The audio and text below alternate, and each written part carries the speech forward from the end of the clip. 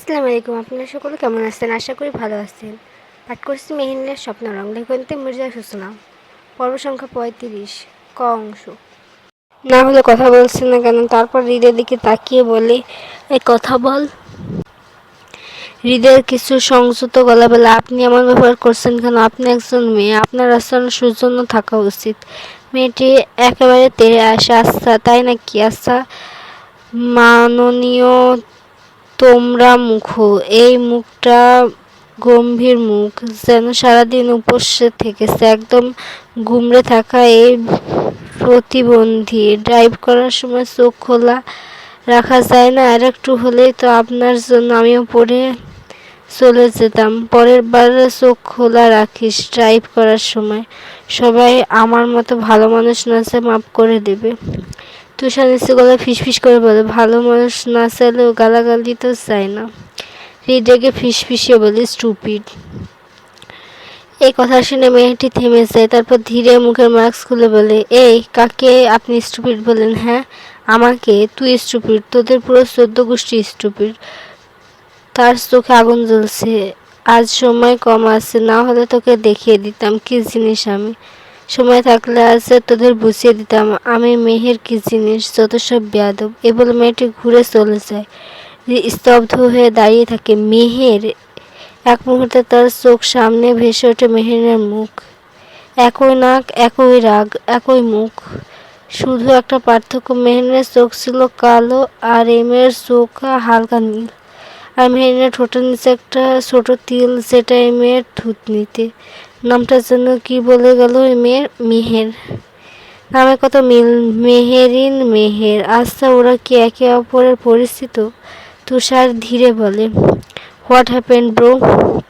হৃদ কোনো উত্তর না দিয়ে চুপচাপ সামনে তাকায় আর দেখে মেহের গাড়িটি দূরে চলে যাচ্ছে। সে আর কিছু না ভেবে চুপচাপ পিছু নেয়। মেহের মনে সুখের গান গাইছিল, ড্রাইভ করছিল, কিন্তু হঠাৎ টের পায় ওই ছেলেটা মানে হৃদ তাকে ফলো করছে। তার ঠোঁট টেনে আসে একপাশে বাঁকা শয়তানি হাসি। চলো একটু খেলা হোক। মেয়ের সঙ্গে সঙ্গে একপাশে সরু গলিতে ঢুকে পড়ে। হৃদে দূর থেকে দেখে, কিন্তু থামে না। সে বুঝতে পারে কেন এত পরিচিত মনে হয় মেয়েটাকে। তার চেহারা এমন কিছু আছে যেটা তাকে ঘোরের মধ্যে ফেলে দেয়।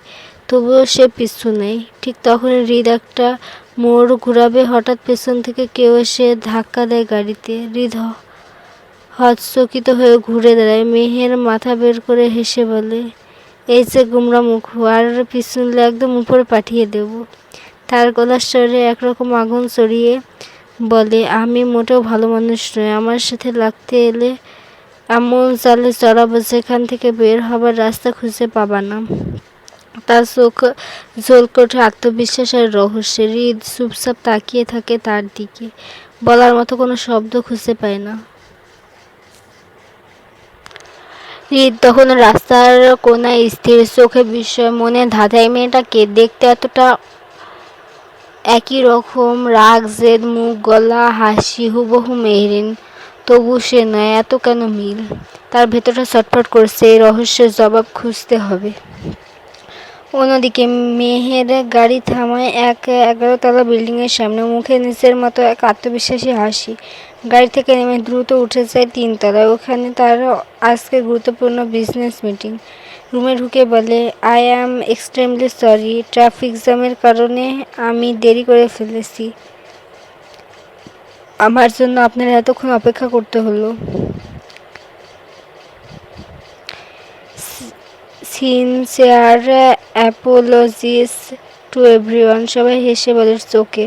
মিটিং শুরু হয়। মেহের প্রেজেন্টেশন দেয় নিখুঁতভাবে, আত্মবিশ্বাসী কণ্ঠে বলে, আমি আশাবাদী আমাদের প্রজেক্ট সফল হবে। হাততালিতে ভরে ওঠে রুমটা। সবাই ধীরে ধীরে বেরিয়ে যায়। পেছন থেকে একজন আসে, আমার মেয়ের সব কিছুতে সেরা, পড়াশুনো, অফিস, দুষ্টুমি সব কিছুতেই। মেহের হেসে বলে, সবই তোমার জন্য পাপা। সে বাবাকে জড়িয়ে ধরে। তারপর একটু নিচু গলায় বলে, আমি খুব শিগগির বাংলাদেশে যাচ্ছি। বাবা চিন্তিত হয়ে বলেন, ঠিক আছে, কিন্তু ফেরার সময় মেহের, মেহবুব আর মাহিরকে নিয়ে ফিরবে। আর মেহেরিন আম্মুকে বোঝাতে ভুলো না, আমাকে যেন ভুল না বোঝে। আমার কেমন ব্যস্ত সময় যায় সেটা ওকে বুঝিয়ে বলবো। আমি খুব দ্রুত ওদের সঙ্গে দেখা করব। মেয়ের মাথা নাড়ে, চিন্তা করো না পাপা, আমি সব বুঝিয়ে বলবো। একদিন কেটে গেছে, তবুও মেহেরিন এখনো রাজের সাথে ঠিক করে কথা বলছে না। রাজ অনেকবার চেষ্টা করেছে, গলা আদর এনে বলেছে, মন প্রেম প্লিজ এবারের মতো মাফ করে দাও, কিন্তু মেহেরিনের যেন পাথর হয়ে গেছে, চোখে চোখ পড়ে না। কথা তো অনেক দূরের। রাজ যতবার বুঝাতে চেয়েছে ততবার মেহেরিন ফিরিয়ে দিয়েছে। সন্ধ্যাবেলা রূপা বেগম, মেহেরিন, লামিয়া আর কুলসুম বসে গল্প করছিল। হঠাৎ রাজ আসে, চোখ সরাসরি মেহেরিনের দিকে। উপরে আসো। মেহেরিন সাড়া দেয় না, আর উপরেও না উপরে যায়। রূপা বেগম সেটা লক্ষ্য করেন। তিনি মেহেরিনের হাতটা ধরে কোমল গলায় বলেন, তুমি কি কোনো কারণে রাজ বাবার উপর রেগে আছো বৌমা? মেহেরিন তাকায় তার দিকে, কিছুক্ষণ চুপ থাকে, তারপর নিচু গলায় বলে, রাগ না মামুন, অভিমান, খুব অভিমান। ও আমাকে খুব কষ্ট দিয়েছে, আর আমি ওকে সব ফিরিয়ে দেব। রূপা বেগম একটু আটকে ওঠেন। রাজ বাবাকে কষ্ট দিও না বৌমা, ওর জীবন তো কষ্টের কমতি নেই। তুমি কষ্ট দিলে ছেলেটা মরে যাবে। মেহেরিন আটকে ওঠে, চোখ ভিজে ওঠে। মামুনি আসলে আমি। মেহেরিনকে কথা শেষ করতে না দিয়ে রূপা বেগম তার হাত চেপে ধরেন। এসো আমার সাথে। দুজনে হাঁটতে হাঁটতে ঘরে ঢুকেন। রূপা বেগম দরজা বন্ধ করে দেন, তারপর আদরের গলায় বলেন, এখানে বসো, আমি তোমার সব প্রশ্নের উত্তর দেব। মেহেরিন একটু হকচকিয়ে যায়, চোখে কৌতূহল, মনে মনে ভাবে, আমার প্রশ্নের উত্তর মামুনি কি করে দেবে। বসে পড়ে ধীরে ধীরে। রূপা বেগম ধীরে ধীরে বললেন, তুমি কেন অভিমান করে আসো? এই কারণে তো যে রাজ বাবা তোমার সামনে লামিয়াকে কেন ওভাবে উপস্থাপন করলো, যেন তাদের মধ্যে সত্যি কিছু ছিল। এটাই তো, তাই না? মেহেরিন মাথা নাড়ালো। রূপা বেগম আবার বললেন, আচ্ছা তোমার মনে কি একবারও প্রশ্ন জাগেনি কেন হৃদ তালুকদার তোমাকে বিয়ে করতে আসেনি? মেহেরিন এবার মাথা নাড়ালো। রূপা বেগম এক দীর্ঘ নিঃশ্বাস ফেলে বললেন, লামিয়াকে অমনভাবে তোমার সামনে আনার পেছনে একটা কারণ ছিল বৌমা। আর হৃদ তালুকদার তোমাকে বিয়ে করতে আসেনি কারণ রাজ বাবা সেটা চায়নি। মেহেরিন বিস্ময়ে বলল, হৃদ ভাইয়া কি উনি মানে রাজকে চিনতেন? রূপা বেগম মাথা নাড়লেন, হ্যাঁ। মেহেরিন ভেতরে তখন যেন ঝড় বইছে, সব কিছু জোট পাকিয়ে যাচ্ছে, অনেক কথা বলতে চাইছে, কিন্তু মনে হাজারো প্রশ্ন ঘুরপাক খাচ্ছে। তার মুখ দেখে রূপা বেগম বললেন, জানি তোমার অনেক প্রশ্ন, আজ সব বলবো তোমায়। সব শুনে তুমি নিজেই বলবে রাজবাবা কিছু অন্যায় করেছে কিনা, আর তুমি রাজবাবার উপর রাগ বা অভিযোগ অভিমান পুষে রাখবে কিনা। মেহেরিন উঠে বসলো, মুখে অস্থিরতা, চোখে কৌতূহল। আপনি সব খুলে বলুন মামুনি, আমার মাথায় কিছু ঢুকছে না। রূপা বেগম একটু থমকে বললেন, আমাদের সবার মানে রাজ বাবা, লাবিব, লামিয়া আর আমাদের সবার একটা অতীত আছে। মেহেরিন কিছুটা কাঁপা গলায় বলল, মানে মামুনি, একটা কথা জিজ্ঞেস করবো? রূপা বেগম একটু হেসে বললেন, হৃদের বাবা রেদন তালুকের কথা বলতে চাইছো তাই না? তাকে আমি চিনি কি না? মেহেরিন মাথা নাড়ে। রূপা বেগম বলে, চিনি, খুব ভালো করে চিনি। তাকে কি ভোলা যায়? মেহেরিন চুপ থাকে। রূপা বেগম যেন একটু সময় নিচ্ছেন, হয়তো নিজেকে প্রস্তুত করছেন অতীতের কালো ছোঁয়ার সঙ্গে লড়াইয়ের জন্য। অবশেষে তিনি বলেন, তোমার শাশুড়ি আর আমি ছিলাম বেস্ট ফ্রেন্ড। আমাদের আর একটা বন্ধু ছিল সাবিহা, যাকে তুমি হয়তো চেনো, হৃদের মা। মেহেরিন বলে, হ্যাঁ আমি চিনি। রূপা বেগম ডুবে গেলেন অতীতে। অতীত, আমি ছিলাম ময়মনসিংহ জেলার এক মধ্যবিত্ত পরিবারের মেয়ে, আর ফারজানা ছিল জমিদার বাড়ির মেয়ে। ওর বাবা আর দাদা দুজনই জমিদার। ফারজানা থাকতো ওর দাদু বাড়িতে, ওর দাদা দাদির কাছে। ওর বাবা মার দুই ভাই থাকতো শান্তিপুরে। ওর বাবা নিচের জমিদারি দেখাশোনা করতো। আমি আর ফারজানা ছিলাম প্রতিবেশী, আর ছোটোবেলা থেকে বেস্ট ফ্রেন্ড। বরং বলা যায় বন্ধুর চেয়ে বোন ছিলাম বেশি আমরা। ফারজানা ছোট থেকে খুব দুষ্টু আর চটপটে ছিল। আমি ছিলাম ওর সবসময়ের সঙ্গী। আমরা ছিলাম আমাদের গ্রামের প্রাণ। সবাই আমাদের খুব ভালোবাসতো, বিশেষ করে ফারজানাকে। ফারজানা মানুষের দুঃখ সহ্য করতে পারত না। জমিদার বাড়ির মেয়ে হয়েও কোনো অহংকার ছিল না ফারজানার ভেতরে।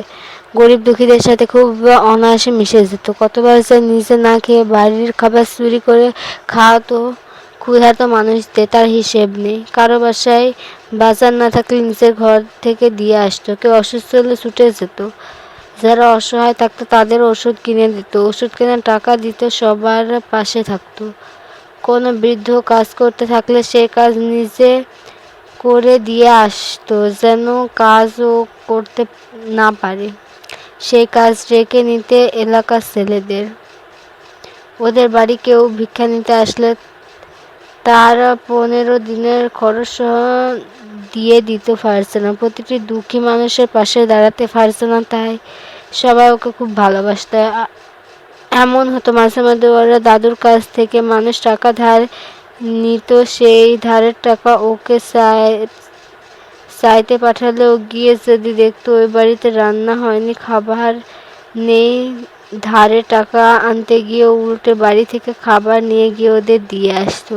তাই সবাই ওকে খুব ভালোবাসতো, আর ওর সঙ্গে থাকার কারণে আমাকেও সবাই ভালোবাসতো। আমরা আমাদের গ্রামের স্কুল থেকে মাধ্যমিক পরীক্ষা দিই, আর দুজনই ভালো রেজাল্ট করে পাশ করেছি। এতে আমাদের পরিবার খুব খুশি হয়, আর আমাদের ভর্তি করিয়ে দেয় কলেজে। শুরু হয় জীবনের নতুন অধ্যায়।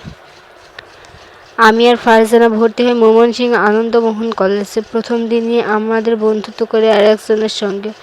ওর নাম ছিল সাবিহা। মেয়েটি ছিল ভীষণ ভদ্র ও নাজুক। প্রথম দেখাতে ওকে আমাদের ভালো লেগে যায়। আমরা ওর সঙ্গে সহজে মিশে যাই। ক্লাসের ফাঁকে ফাঁকে আমরা কত দুষ্টুমি ফাজলামি করতাম তার হিসেব নেই, তবু আমাদের পড়াশোনা কখনো ফাঁকি থাকতো না। তাই হাজার দুষ্টুমি ফাজলামি করলাম, স্যার ম্যাম আমাদের কিছু বলতো না। হঠাৎ একদিন আমাদের ক্লাসে আগমন হয় 300 নতুন ছেলে, রুদ্র, রেদওয়ান, সাইম। আমাদের দিনগুলো বেশ ভালোই চলছিল। ক্লাস, আড্ডা, ফাজলামো সব মিলে কলেজ জীবন যেন রঙিন এক গল্প। হঠাৎ একদিন আমাদের এলাকায় এলো ফারজানার ছোট ভাই আসলাম। প্রায়ই সে আসতো, আর আমি তো ছোটবেলা থেকে ওকে দেখতে পেলে ছুটে যেতাম। কেন জানি ছেলেটা আমার খুব ভালো লাগতো। ফারজানা ব্যাপারটা জানতো, মজা ছিল। মাঝে মাঝে আমি ভাবি বলে ডাকতো, আর আমি লজ্জায় লাল হয়ে যেতাম। আসলাম আর ফারজানা ছিল পিঠাপিঠি ভাই বোন। ও শান্তিপুরে পড়তো, কিন্তু সেখানে কিছু সমস্যার কারণে আসলামের পড়া চালিয়ে যাওয়া কঠিন হয়ে যায়। ফলে ও চলে আসে ময়মনসিংহে আর ভর্তি হয় আমাদের কলেজে। প্রথমের দিনই ওর সঙ্গে রুদ্রের দারুণ বন্ধুত্ব হয়ে যায়। তারপর থেকে ওদের দুজনের বন্ধুত্ব যেমন গাঢ় হতে থাকে, তেমনি আমরা আরও ভালো বন্ধু হয়ে যাই ওদের সকলের। দিন দিন আমি আর সাবিহা বুঝতে পারি রুদ্র আসলে ফারজানাকে পছন্দ করে না, পছন্দ না, ভালোবাসে। সেই চোখের চাহনি, সেই নীরব ভালোবাসার স্পর্শ আমাদের চোখ এড়ায় না। আমি একদিন ফারজানাকে সরাসরি বলে ফেলি, তুই বুঝিস না রুদ্র তোকে কতটা ভালোবাসে। কিন্তু ফারজানা সবসময় এড়িয়ে যেত আমাদের এই কথা, মুখে কিছু বলতো না। বললো আমি জানতাম ওর মনে রুদ্রের জন্য ভালোবাসা আছে, ভালোবাসা যা কখনো বলতে পারিনি। আর অন্যদিকে সাবিহা একসময় স্বীকার করে সে রেদওয়ানকে ভালোবাসে। এই দিকে সায়েম আমাকে বললে সে আমাকে ভালোবাসে। আমি ওকে সুন্দর করে বুঝিয়ে বলি যে আমি ছোট থেকে আসলামকে ভালোবাসি, আর সায়েমও সেটা মেনে নেয় আর আমার কাছে মাপ চায়, আর না জেনে এসব বলার জন্য। সব মিলিয়ে অজস্র না বলা ভালোবাসা, বন্ধুত্ব আর মিষ্টি দুষ্টুমির মাঝে আমাদের সময়গুলো এক একটা সোনালি স্মৃতি হয়ে ধরা দিত। কলেজ জীবনটা যেন এক রঙিন ছবির মতো, যেখানে প্রতিটি মুহূর্ত জড়িয়ে আছে না বলা কথার ছায়ায়, অব্যক্ত ভালোবাসার গভীরে। একদিন আমার ক্লাসে ঘটে গেল এক অপ্রকাশিত ঘটনা। সেদিন ক্লাসে ঠিক ঢুকতে একটা ছেলে ফারজানার কাছে এগিয়ে এসে চুপি চুপি একটা চিঠি দেয়। ফারজানা চিঠিটা নেয়নি। ছেলেটা রীতিমতো ধমকেই সরিয়ে দেয়। কিন্তু এমন ঘটনা তো আর চাপা থাকে না। খবরটা ঠিক পৌঁছে যায় রুদ্রের কানে। রুদ্র বরাবরই চুপচাপ, নম্র, ভদ্র হলেও ফারজানাকে নিয়ে এসেছিল অদ্ভুত রকমের সংবেদনশীল। আর যেই না সে শুনলো অন্য একটা ছেলে তার ভালোবাসার মানুষকে চিঠি দিয়েছে, ব্যাস যেন তার মাথা আগুন ধরে গেল। সেই বিকেল কলেজ ক্যাম্পাসের মাঠে রুদ্র চিঠি দেওয়া ছেলেটাকে ধরে এমন মার মারে সে জীবন বের করে ফেলবে।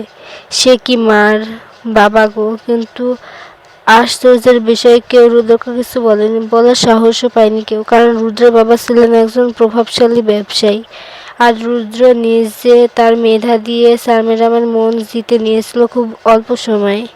সবাই জানতো রুদ্র ভালো ছেলে, কিন্তু সেই ছেলের ভেতরে যে আগুন জ্বলছে সেটা কেউ আগে টের পায়নি। রুদ্রকে ছেলেটা মারতে দেখে সবাই ভেবেছিল রুদ্র হয় অন্যায় করছে, যার জন্য রুদ্র তাকে মারছে। সেদিনের সবচেয়ে অদ্ভুত ঘটনা ঘটে রুদ্রের সঙ্গে ফারজানার। রুদ্র যখন মাথা গরম করে ক্যাম্পাস থেকে বেরোতে যাচ্ছিল, ঠিক তখনই ফারজা গম্ভীর মুখে এগিয়ে আসে। কারো কিছু বলার আগে সবার সামনে ফারজানা রুদ্রর গালে কষিয়ে এক চড় মারে। ঠাস, মার জন্য নিস্তব্ধতা, কেউ কিছু বলতে পারছে না। রুদ্র হতভাগ, ফারজানা কাঁপছে রাগে। ক্যাম্পাসের মাঠে ঘটনা সেই রুদ্ধশ্বাস মুহূর্ত যেন কারো নিঃশ্বাস পর্যন্ত বন্ধ করে দিয়েছিল। সবার চোখ ফারজানার দিকে, আর ফারজানার চোখ রুদ্রের দিকে। ঠিকরে পড়ছে আগুনের ঝলক। ফারজানা দাঁতে দাঁত চেপে বলল, কেন মারলি ওকে? কোন অধিকারে? রুদ্র, যার মুখে তখনও রাগে লাল, সেদিন মাঠ ভর্তি লোকদের সামনে বুক ফুলে চিৎকার করে বলে উঠেছিল, ভালোবাসার অধিকারে। তোকে আমি ভালোবাসি, শুনেছিস? তোকে ভালোবাসি আমি। তুই শুধু আমার। যে তোর দিকে হাত বাড়াবে সে হাত আমি ভেঙে গুঁড়িয়ে দেব। তার চোখে তখন ছিল অগ্নিশিখা, প্রেমে পাগল এক ছেলের চোখ। কিন্তু একবার ফারজানা আর এক মুহূর্ত অপেক্ষা না করে আবারও তার গলে চড় মারে। চোখ দুটো জ্বলছিল। তো আমায় কখন বললি না যে? কেন যে তুই আমাকে ভালোবাসিস গাধা? কখনো চেয়েছিস আমি ভালোবাসি কিনা? রুদ্র থেমে যায়, চোখ স্থির। ফারজানা এক পা এগিয়ে আর একটা থাপ্পড় মেরে বলে, আমি তোকে ভালোবাসি, বুঝেছিস গাধা? এক মুহূর্ত এক চুপচাপ নীরবতা, তারপর যেন সব ভেঙে পড়ল। রুদ্র কিছু না বলে ছুটে চলে যায় ফারজানা। ফারজানা আর পেছনে তাকায় না। আর ঠিক তখনই আসলাম এসে জড়িয়ে ধরে রুদ্রকে। তাহলে কবে হচ্ছিস আমার দুলা ভাই? রুদ্র মুচকে হেসে বলে, আজই গিয়ে জানাবো বাবাকে। ওদের হাসি আনন্দে ভরে ওঠে কলেজে ক্যাম্পাস জুড়ে। আর একটু পরে রেদওয়ান আর সাইম এসে জড়িয়ে ধরে রুদ্রকে। বন্ধুত্ব, ভালোবাসার স্বীকৃতির সে এক অনন্য মুহূর্ত। এ যেন এক টুকরো কৈশোরের স্বপ্নে বাস্তবতার রূপ পেল। রুদ্র তার বাবাকে নিয়ে এসেছে ফারজানার বাড়িতে। দুই পরিবার একসাথে বসে আনুষ্ঠানিকভাবে বিয়ের কথা পাকা করে। সব যেন স্বপ্নের মতো এগোচ্ছিল। আর কেউ জানতো না এই স্বপ্নের পেছনে জমেছে এক কালো ছায়া। ফারজানা বিয়ের দুদিন আগে হঠাৎ রেদওয়ান আসে ফারজানার বাড়িতে। সেদিন দুপুর আমি, ফারজানা আর রেদওয়ান বের হলাম গ্রামের পথ ধরে। গায়ের মানুষ আমাদের দেখে হাসে আর ফারজানা আশীর্বাদ করে। একটা সাধারণ প্রেম কাহিনী, অসাধারণ রূপ যেন ওদের চোখে। অনেকটা হেঁটে এক নির্জন জায়গায় পৌঁছাতে রেদওয়ান বলে, গাছ থেকে পেয়ারা আনতে। আমি জানতাম ওর চোখে অন্য কিছু, তাই মুচকি এসে গাছের আড়ালে গিয়ে লুকিয়ে পড়লাম। ভেবেছিলাম রুদ্র কিছু বলতে পাঠিয়েছে। ওদের কথা আমি শুনতে পাচ্ছিলাম, আর সে কথাগুলো আমার বুকের ভেতর কাঁটার মতো বিঁধে যাচ্ছিল। রেদওয়ান হঠাৎ বলে উঠল, ফারজানা, আমি তোকে ভালোবাসি, তোকে বিয়ে করতে চাই। ফারজানা চমকে ওঠে, কি বলছিস তুই? তুই জানিস আমার রুদ্রকে ভালোবাসি, আর রুদ্র আমাকে। তুই তো রুদ্রের বেস্ট ফ্রেন্ড, তুই এটা কিভাবে বলতে পারিস? লজ্জা করছে না তোর বন্ধু হয়ে হবু বন্ধুর বউকে এগুলো বলতে? রেদওয়ান এক মুহূর্ত কালো হয়ে যায়। সে গর্জে ওঠে, কিসের বেস্ট ফ্রেন্ড? রুদ্র সবসময় আমাকে তার চাকর মনে করে। আমি গরিব বলে, তার বাবার টাকা আছে বলে স্যার ম্যাডামরা ওকে ভালোবাসে আর আমাকে অপমান করে। সবাই ওকে চায়, আমাকে কেউ চায় না। জানিস আমি তোকে আগে থেকে ভালোবাসতাম, আর ও কী করলো? তোকে নিজের করে নিল। আমি সবসময় ওর কাছে হেরে যাব কেন? বল কেন? এলাকার সবাই ওর গুণগান, আর আমাকে ওর মতো হতে হলে আমি কেন ওর মতো হব বল? ওকে সবাই ভালোবাসে কেন বল কেন? এই বলে সে ফারজানার হাত চেপে ধরে আর বলে, চল পালিয়ে যায়, আমি তোকে সুখে রাখবো, সত্যি। ফারজানা হতবাক হয়ে যায়, রাগে কষ্টে কেঁপে ওঠে সে। তারপর এক ঝটকায় হাত ছাড়িয়ে সজোরে একটা থাপ্পড় মারে রেদওয়ানকে। তখন আমি ভাইয়ের মতো ভেবেছি, তোকে বিশ্বাস করেছি, আর তুই বন্ধু না শত্রু? রুদ্রকে সবাই ভালোবাসে কারণ ওর মন ভালো। ও গরিব দুঃখীদের পাশে দাঁড়ায়, অসহায়দের সাহায্য করে। ওর মধ্যে অহংকার নেই। ও নিজে ভালো গুণ দিয়ে সবার ভালোবাসা অর্জন করে নিয়েছে। তোকে রুদ্র কত বিশ্বাস করা, তুই এমন গদ্দারি করলি। তুই বন্ধু হওয়ার যোগ্য না। তোর মতো বন্ধু আমার শত্রুরও না হোক। এই বলে সে পেছন ফিরে ছুটে চলে যায়। আর আমি তখনই গাছের ফাঁক থেকে বেরিয়ে এসে পেছন পেছন দৌড়ে ফারজানার কাছে যাই। ওর চোখ তখন শুধু জল আর বিশ্বাসঘাতকতার তীব্র যন্ত্রণা। আমি ওর পাশে দাঁড়াই, নিঃশব্দে ওর হাত ধরে, সব সময়ের মতো। ফারজানা রুদ্রের বিয়ের দিন ঘনিয়ে এসেছে। আমি বারবার বলছিলাম ফারজানা যেন রুদ্রকে রেদওয়ানের সেই দিনের ঘটনা জানিয়ে দেয়। আমি সেই দিন রেদওয়ানের চোখে রুদ্রের জন্য একরাশ ঘৃণা দেখেছিলাম, তাই বারবার বলেছিলাম রুদ্রকে জানাতে, কিন্তু মাথা নাড়ালো। এখন না, সময় হলে বলবো। আর সে সময় হলে বলাটা বুঝি কাল হয়ে দাঁড়ায়। গায়ে হলুদার তত্ত্ব নিয়ে যখন সায়েম আর রেদওয়ান এলো ওদের বাড়ি, তখন কারো কল্পনাতে ছিল না কি হতে চলেছে। সবার সামনে হঠাৎ রেদওয়ান ফারজানার পায়ের কাছে বসে পড়ে। ভুল করেছি, খুব বড় ভুল। আমি ভালো হতে চাই, সত্যি চাই। আমার মাফ করে দে। তোর কাছে ক্ষমা চাওয়া ছাড়া কোনো উপায় নেই আমার। ফারজানা হতভম্ব। একসময় চোখে জল নিয়ে রেদওয়ানকে ক্ষমা করে দেয়। ভুল মানুষ করে, তবে অনুশোচনা করাটাই আবার মানুষ করে তোলে।